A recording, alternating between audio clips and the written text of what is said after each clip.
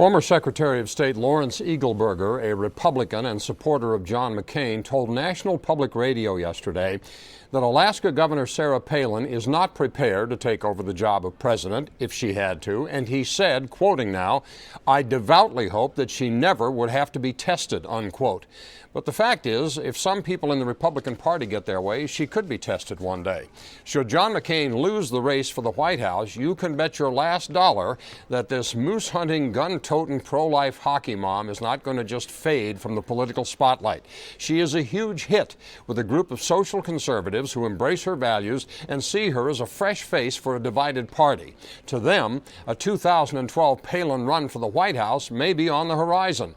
But a lot of people feel quite differently about Sarah Palin. She quickly became a national joke for her lack of experience, her failure to grasp the issues, and her inability to handle herself with the media, especially those absolutely horrible interviews she did with Katie Couric.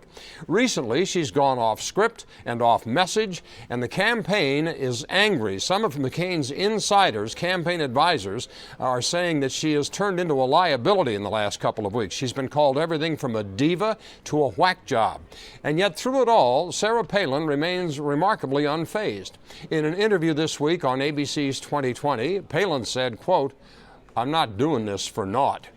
Yet another pithy utterance. Here's the question. If John McCain loses, what's next for Sarah Palin? Ann in Seattle, Washington, with that pushy personality, will unfortunately see more of her.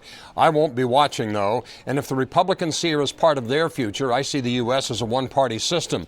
My wish is that she'd spend her life gazing at Russia quietly, very quietly.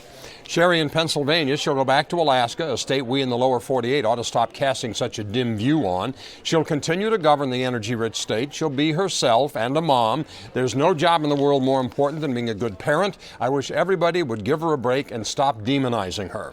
Dennis in Cleveland writes, hopefully obscurity. James in Tennessee weighs in with this. Her name will become synonymous with the anti-intellectual, intolerant, theocratic base of the former Republican Party. She'll be the candidate of choice for those who don't read, those who still look under their beds at night for communists, those who wish to limit the freedoms that most of America wants. She'll hopefully be required to repay the state of Alaska for flying her family around as if they were royalty. Roy in Chicago, with her comedic delivery, she'd be well suited to situation comedies. How about Third Rock from Russia? Political mother, a pregnant teenager with snowmobiling husband, deals with the trials and tribulations of Alaskan life in the midst of a hilarious impeachment. Jeff writes, what's next for Princess Palin? Nothing. And Tony says this, she and Joe the plumber could hook up, get a reality TV show on MTV.